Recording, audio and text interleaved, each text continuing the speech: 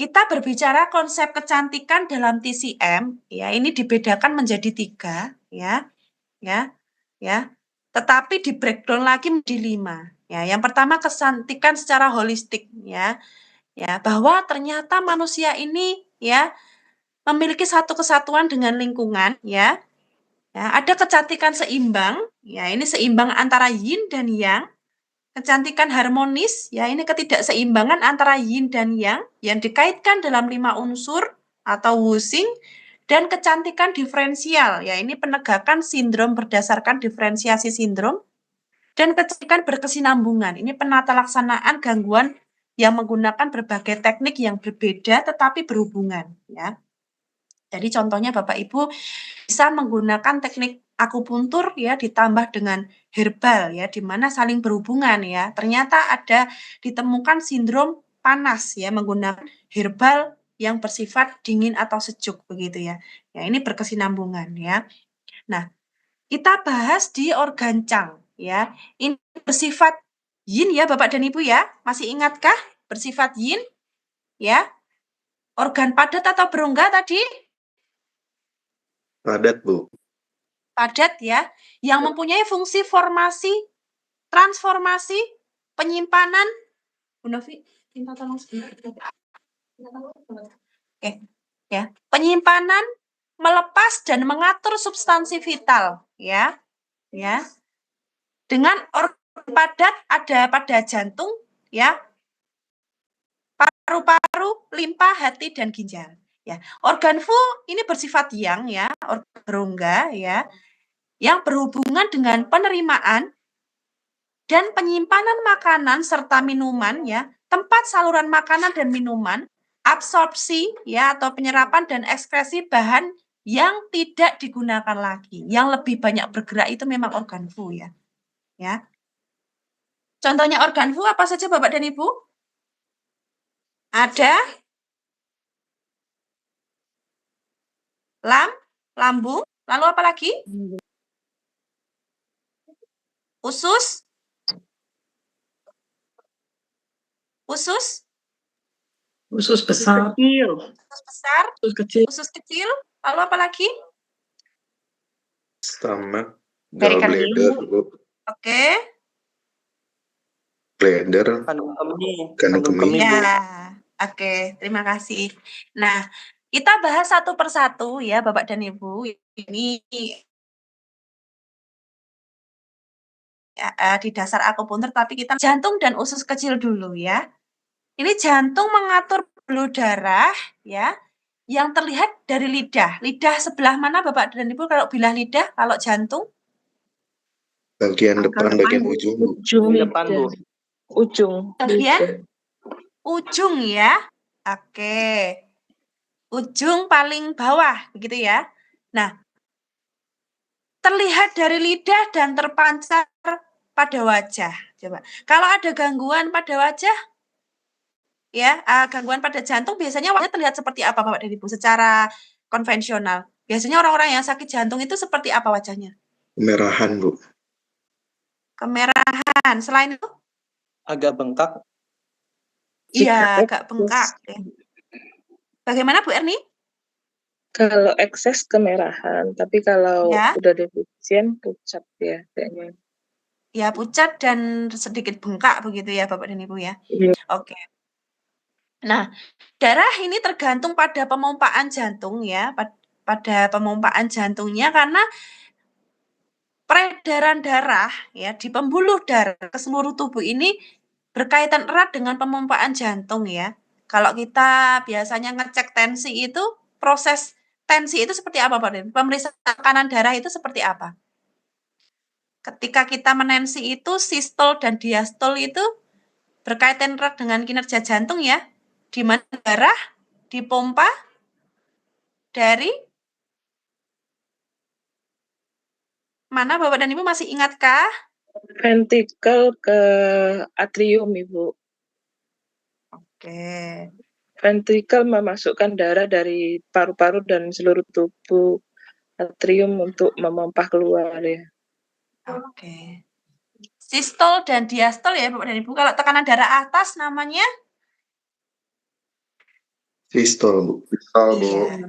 Ya, kalau Bapak diastol ya. Supaya nanti Bapak dan Ibu kalau ujian praktek ingat ya, kadang sering blank gitu. Oke, ya. Kita refreshing sedikit-sedikit ya. Dan pemompaan jantung ini tergantung pada aliran jantung ya, yang mempertahankan gerakan normal darah di pembuluh darah untuk menutrisi kulit ya. Tetap ya. Nah, jika fungsi jantung dalam pengaturan darah dan pembuluh darah ini normal ya, maka pembuluh darah tercukupi di wajah dan akan tampak wajahnya merah muda, berkilau, kulitnya lembab ya, dan lembut ya, serta otot lidahnya juga merah pink gitu ya, maksudnya bukan kemerahan yang seperti defisiensi yin, dengan selaput lembab ya. Jika jejaknya tidak mencukupi ya, wajah akan terlihat tidak bercahaya, kusam, atau pucat. Nah ini berarti ya, pucat tadi ya, kalau tipenya defisiensi ya tadi ya. Nah, oke. Nah ini ya, jantung terlihat pada lidah ya. Jika fungsi jantungnya normal, otot lidahnya merah muda dan lembab, dan lidah yang lembut ya, serta bergerak secara fleksibel ya. Ini berarti jantungnya normal ya. Tapi jika api jantungnya naik ke atas ya, otot lidahnya biasanya kemerahan dan bisul pada mulut ya, seperti ada ya bintik-bintik pada mulut berwarna merah ya. Ini bisa jadi. Nah, ini ya. Ya, ini lidah yang normal ya, Bapak dan Ibu. Ya. Ya, jadi adanya bintik-bintik bisa disebut dengan bisul, sebenarnya bukan bisul seperti bisul kulit ya, tetapi ada bintik kemerahan itu ya Bapak dan Ibu ya. Ya. Oke. Ya.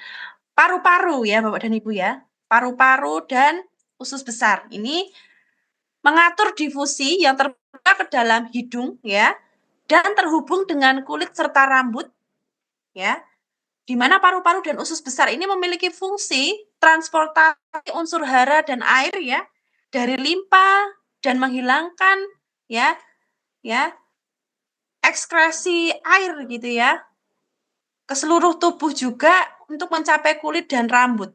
Ya, menyebarkan Wei-Qi untuk menghangatkan otot dan menutrisi kulit serta mengatur pembukaan dan penutupan pori-pori.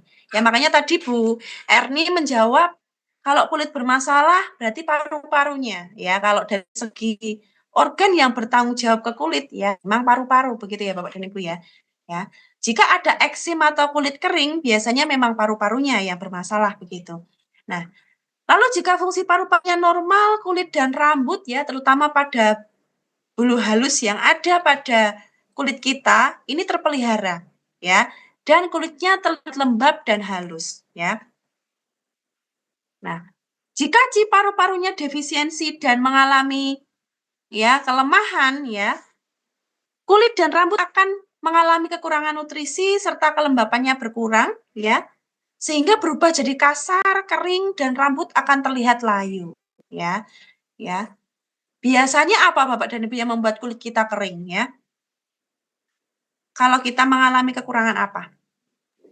Cinye Kekurangan dan Iya, Bu. Ya, cairan tubuh. Bagus ya Bapak dan Ibu ya. Oke.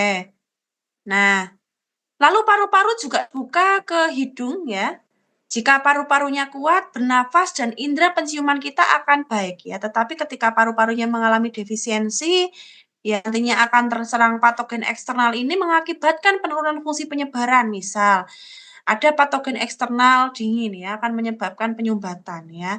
Atau mungkin ada penyakit kulit di sekitar hidung ya seperti rosacea, hidung bengkak, meler, kemerahan. Nah, ini berarti kemungkinan ada patogen juga ya yang menyerang. Gitu. Nah, limpa dan lambung ya. Ya, kita bahas satu persatu. Nah, ini cukup berperan juga untuk transformasi dan transportasi. Ya, dari Qi dan Shi ya. Ya, limpa berfungsi dalam transportasi dan transformasi makanan serta minuman terbuka di mulut ya dan bermanifestasi pada bibir ya.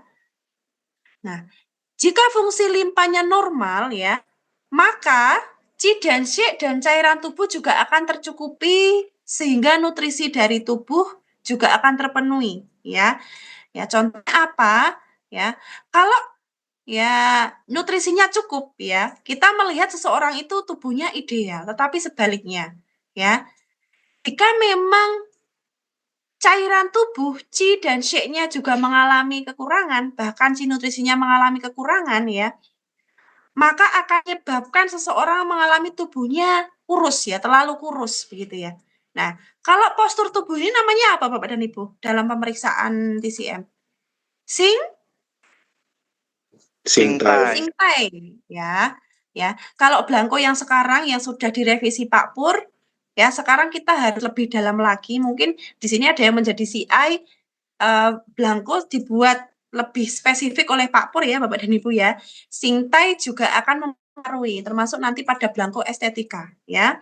Nah, karena juga kita bisa melihat singtai tubuh seseorang yang nantinya akan kaitannya dengan organ-organ di dalamnya yang bertanggung jawab ya. Sedangkan kalau ada defisiensi limpa lambung, nutrisinya kurang ya, biasanya ada kurus, lemah ya, tidak bertenaga. Ya kalau adanya ekses atau berlebihan makannya, ya lambungnya mengalami ekses, mengalami kegemukan begitu ya. Oke. Nah, ini juga ada kaitannya dengan kulit ya, karena limpa berfungsi mengontrol pembuluh darah ya. Jika limpanya normal, maka darah akan tetap mengalir di pembuluh darah ya. Namun bila limpa lemah dapat menyebabkan pendarahan di kulit yang disebut dengan purpura. Nah, ini purpura ya. Dari dalam yang dia menonjol keluar ya. Sehingga mengurangi estetika seseorang ya. Ya, ini ya. Ya, jadi Bapak dan Ibu mungkin juga menemukan ada pasien yang sering mengalami hematom tanpa sebab. Nah, kemungkinan juga limpanya yang mengalami defisiensi ya. Nah, dan limpa juga berhubungan dengan mulut ya, yang bermanifestasi dengan bibir ya. Karena jika limpanya cukup ya, bibir akan terlihat merah ya, kemerahan, lembab dan berkilau ya. Ya, biasanya juga akan terlihat juga defisiensi cairan itu kering gitu ya, kering, warnanya gelap ya, pucat ya. Nah, ini warna bibir yang sehat itu tanpa lipstik pun dia seperti ya warnanya sudah merah muda, lembab gitu ya. Tidak kering di pinggir-pinggirnya ya, tapi terlihat licin, lembut gitu ya. Nah, jika limpa tidak mencukupi ya, bibir terlihat pucat, kusam atau kering yang mungkin sedikit berwarna kekuningan ya. Atau bila limpanya terserang panas dapat menyebabkan sariawan di mulut dan bibir ya. Ya. Oke. Nah, sekarang hati dan kandung empedu. Nah, ini ya hati dan kandung empedu seperti yang kita ketahui ya, hati itu menguasai ya Bapak dan Ibu ya. Nah, karena hati menyimpan darah dan mengatur kelancaran arus Qi dan bermanifestasi ya pada kuku dan keluar pada mata ya. Nah, jika fungsi hati normal Qi diatur dan dapat bergerak dengan bebas ya, Qi dan darah yang harmonis, saluran dan jaringan pembuluh darah dan organ-organ cangfu dapat melakukan kerjanya dengan baik ya. Nah, kuku sehat ini bergantung pada makanan ya dan pada hati ya, terutama pada penyimpanan darah di hatinya ya. Jika darahnya mencukupi, kuku terlihat merah ya, kemerahan ya, terutama warna spesifiknya biasanya merah muda seperti yang di atas ini Bapak dan Ibu ya. Nah, ini mengkilat juga ya. Tetapi jika hati pada darah pada hatinya tidak mencukupi ya, kukunya biasanya terlihat rapuh, kering ya, berwarna kuningan, kusam ya. Mungkin bisa cacat atau retak begitu ya. Nah, ini gampang seperti kayak ini ya Bapak dan Ibu ya. Nah, kalau orang-orang yang tidak paham terkena kutu air gitu ya. Ya ternyata ini memang kaitannya dengan hati dan kandung empedu begitu. Nah, hati juga erat kaitannya dengan emosi Bapak dan Ibu. Emosi apa Bapak dan Ibu? Emosi apa? Marah, Bu. Marah ya. Dan bila seseorang sedang terganggu emosinya ya, ada depresi ataupun marah ya, maka akan menyebabkan naiknya yang hati sehingga matanya mengalami kemerahan ya. Nah, ternyata sudah 4 hari mengalami kemerahan, marah terus yang dipendam ya, ternyata ada ya gangguan pada livernya ya. Jika hati seseorang normal, tidak ada gangguan, ya, maka selera mata akan berwarna keputihan, ya, dan penglihatan seseorang jelas dan tidak ada gangguan. Makanya Bapak dan Ibu ketika menganalisis pasien, ketika ada pandangan mata kabur, kemungkinan juga mengalami gangguan pada livernya, gitu ya. Nah, kita masuk ke ginjal dan kandung kemih, ya. Ginjal dan kandung kemih, ya, ini kita bahas satu persatu dari ginjal dulu, ya. Karena ginjal ini di mana menyimpan esens, ya. Esens yang mengatur pertumbuhan dan mengontrol reproduksi serta pengaturan air, ya. Dan manifestasinya terlihat di rambut, ya, dan telinga. Nah, ini Bapak dan Ibu, ya. Ini alopecia atau keputihan, ya. Dan esens dapat berubah menjadi darah untuk menyuburkan rambut, ya. Jika esens ginjalnya cukup dan darahnya bagus atau berlimpah menyebabkan rambut hitam dan mengkilap, ya. Jika esens ginjal kurang, rambut berubah menjadi abu-abu atau kering serta rontok, ya. Nah, kenapa warnanya seperti tidak berkilau atau warnanya seperti kering begitu ya? Nah, ini karena tidak tercukupinya esens pada ginjal, ya. Nah, dan ginjal memiliki fungsi untuk penyimpanan air serta mengatur cairan tubuh, ya, sehingga ada gangguan, ya, ketika tidak lembab atau kekeringan, yaitu karena cairan tubuh pada ginjalnya juga terganggu, ya. Sebaliknya jika ginjalnya normal, kelembapan kulit yang tergantung dari metabolisme ini normal, ya, dan cairan tubuh ini juga normal pada ginjalnya dan paru-parunya, karena ada kerjasama antara paru-paru dan ginjal dalam sistem cairan tubuh. Nah, jika fungsi transformasi terganggu, nah, air yang terkumpul akan tumpah ke kulit dan menyebabkan edema. Nah, ini ya, bengkak pada bagian kaki, ya. Jika ginjalnya kekurangan cairan, ya, menyebabkan kulit kering dan kusam, ya. Ini juga kaitannya dengan ginjal Bapak dan Ibu, tidak hanya paru-parunya saja, ya. Oke. Nah, sebaliknya, ya, pada gigi juga Bapak dan Ibu, ya, gigi juga dikuasai oleh ginjal, ya. Ya, ketika giginya mengalami karies, ya, atau berlubang, ya, atau keropos giginya, ya, ini berarti ginjalnya yang bermasalah, karena ginjal bertanggung jawab terhadap pertumbuhan tulang dan gigi, di mana seseorang dikatakan cantik bila gigi juga rapi serta bersih, ya. Tetapi semisal ada yang dari kecil lahirnya seperti ada gingsul gitu ya, giginya tidak rata, tetapi itu tidak masalah, yang penting bersih, ya, terlihat kuat, warnanya pun putih, ya, bersih, ya. Ini menandakan ginjalnya bagus, ya. Ginjal yang normal akan memiliki gigi yang kuat, ya, serta tidak mudah keropos maupun karies, gitu. Ini referensi Bapak dan Ibu yang saya ambil, ya. Jadi ada buku Dermatology in Traditional Chinese Medicine, ada bukunya dari kosmetik dermatologi, modul pengantar kosmetologi dan kosmetologi dermatologi, ya. Oke, sudah selesai Bapak